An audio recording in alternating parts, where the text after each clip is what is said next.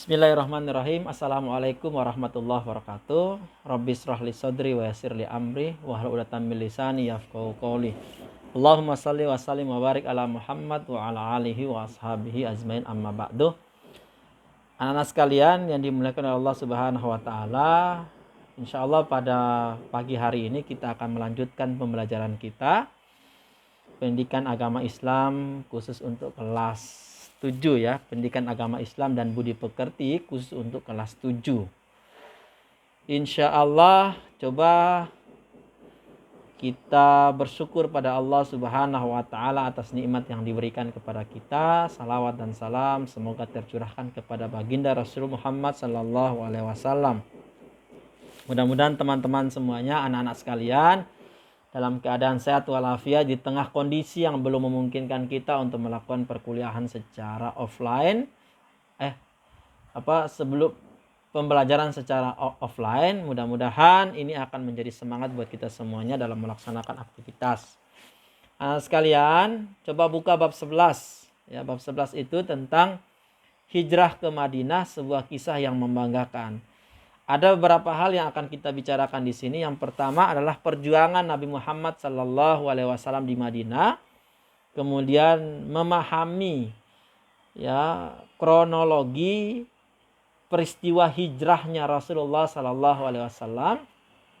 Kemudian mengkaji dan memahami strategi dakwah di Madinah. Kemudian meneladani nilai-nilai perjuangan Rasulullah Muhammad sallallahu alaihi wasallam di Madinah. Kita tahu bahwa Rasulullah sallallahu alaihi wasallam adalah nabi yang diutus oleh Allah Subhanahu wa taala sebagai nabi yang terakhir. Ya, khatamul nabi. Ya, nabi yang terakhir. Ada dua ya tempat di mana Rasulullah Sallallahu Alaihi Wasallam melakukan misi dakwanya, yakni di Mekah sebagai daerah kelahiran Rasulullah Sallallahu Alaihi Wasallam dan juga di Madinah. Ya.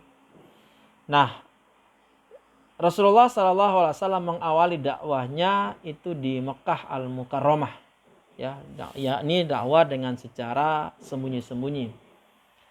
Karena berbagai macam persoalan yang terjadi sehingga ada perintah dari Allah Subhanahu wa taala untuk melakukan hijrah. Ya, hijrahnya Rasulullah sallallahu alaihi wasallam ini sesuai dengan apa yang diperintahkan oleh Allah Subhanahu wa taala. Jadi Rasulullah itu ketika melakukan sesuatu itu berdasarkan perintah wahyu dari Allah Subhanahu wa taala. Nah, Nabi Muhammad SAW ini kan berdakwah dengan dua hal. Yang pertama secara terang-terangan maupun secara sembunyi-sembunyi. Nah, berdakwah secara terang-terangan ini ya hantaman dan siksaan bagi Nabi Muhammad oleh orang-orang kafir ini sangat luar biasa ya. Sangat luar biasa. Jadi berbagai macam cara dilakukan oleh orang-orang kafir agar dakwah Rasulullah ini terhenti. Nah, bertahun-tahun Rasulullah SAW menyerukan Islam di Mekah, tetapi hasilnya hanya sedikit. Ya, kemudian Rasulullah SAW ya justru diperintahkan oleh Allah Subhanahu Wa Taala untuk melakukan hijrah. Nah, hijrah ini ya, merupakan salah satu peristiwa yang sangat luar biasa yang kemudian Allah Subhanahu Wa Taala mengabadikannya. Ya, Rasulullah SAW mengabadikannya dalam kehidupan Rasulullah SAW. Nah, apa yang melatar belakangi Rasulullah SAW hijrah? Ya, jadi pada saat Nabi Muhammad SAW membutuhkan dorongan dan motivasi dari orang-orang yang terdekat, justru ya istrinya Siti Khadijah, pamannya Abu Thalib berpulang ke rahmatullah dalam waktu yang hampir bersamaan. Nah, kehilangan dua orang yang tersebut merupakan masalah serius bagi Nabi Muhammad SAW dalam menjalankan aktivitas dakwah. Nah, di tengah kesedihannya itu Rasulullah SAW mengalami peristiwa yang disebut dengan Isra dan Mi'raj, yakni perjalanan Rasulullah dari Mekah, ya, Masjidil Haram, Masjidil Aqsa, kemudian ke Sidratul Muntaha. Nah, peristiwa yang terjadi setahun sebelum hijrah ke Madinah itu tepatnya tanggal 27 Rajab yang kita kenal dengan peristiwa Isra dan Mi'raj. Nah, setelah Isra dan Mi'raj, Nabi Muhammad SAW meneruskan perjalanannya, meneruskan dakwahnya yang untuk mengabarkan peristiwa yang beliau alami ketika melakukan perjalanan Isra dan Mi'raj. Setelah itu Allah Subhanahu wa taala menyuruh untuk hijrah. Nabi Muhammad SAW untuk berhijrah. Nah, kalau anak-anak sekalian membaca dalam buku ya, jadi Bapak tidak akan menjelaskan secara terperinci. Tolong dibacakan saja sejarah hijrahnya Rasulullah SAW. Di situ banyak penjelasan-penjelasan yang terpenting yang bisa kita ketahui dakwah Rasulullah seperti apa. Nah, yang terpenting di sini adalah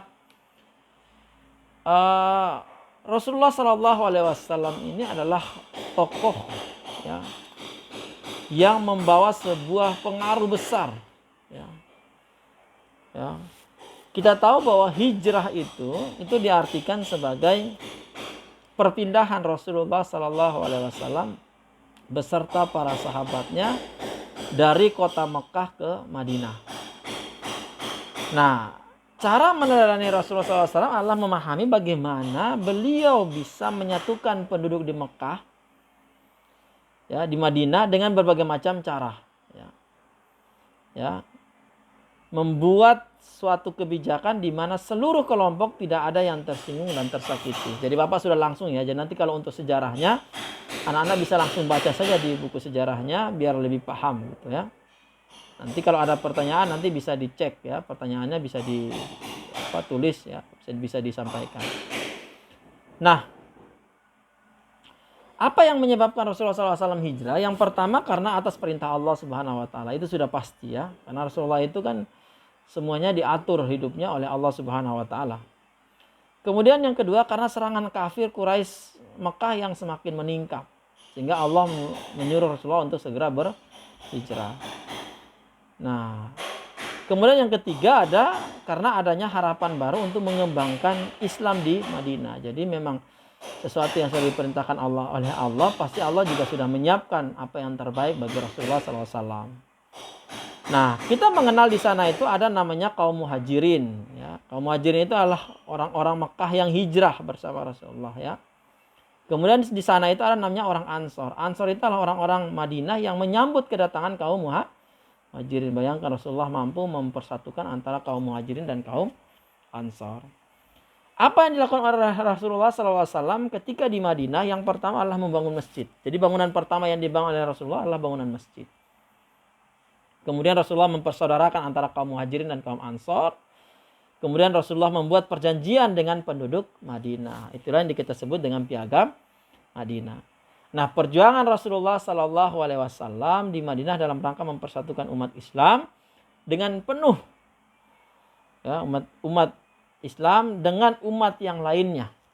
Allah membuat perjanjian yang sangat monumental sekali, yang disebut dengan perjanjian Madinah atau yang disebut dengan piagam Madinah. Inilah yang dibangun oleh Rasulullah SAW. Jadi nanti anak-anak bisa membaca secara detail ya, membaca itu di sejarah bagaimana Rasulullah SAW membangun sebuah peradaban besar, yang peradaban itu merupakan peradaban yang dicatat di dalam sejarah umat manusia.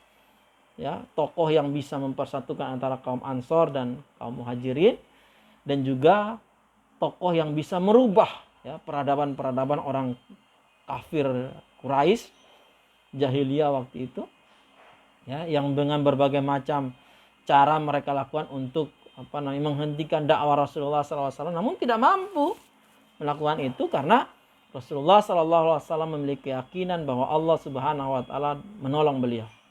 Inilah yang terus dibangun sehingga harapannya adalah bagaimana dakwah ini terus berkembang dan terus dilaksanakan.